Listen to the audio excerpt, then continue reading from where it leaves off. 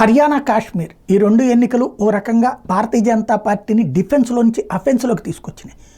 మొన్నటి పార్లమెంట్ ఎన్నికలు విజయం అనేది అఫెన్సే, కానీ ఆశించిన మెజార్టీ రాకపోవడం భారతీయ జనతా పార్టీ శ్రేణుల్లోనే వచ్చినటువంటి నైరాశ్యంతో ఒక రకంగా డిఫెన్స్లో పడ్డటువంటి పరిస్థితి.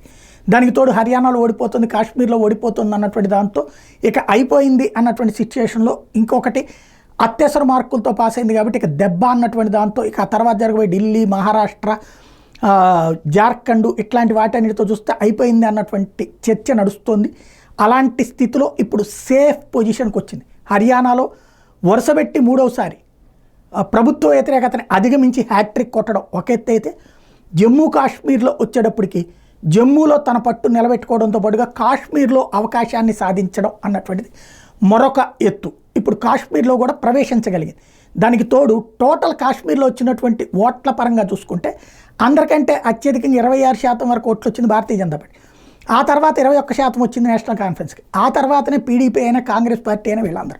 అంటే అక్కడ కూడా జమ్మూ కాశ్మీర్ మొత్తం మీద చూసుకుంటే అత్యధిక ఓట్లు సాధించినటువంటి party, single largest percentage of ఓట్ల పార్టీ భారతీయ జనతా పార్టీ. తద్వారా సేఫ్ పొజిషన్లోనే భారతీయ జనతా పార్టీ ఉంది.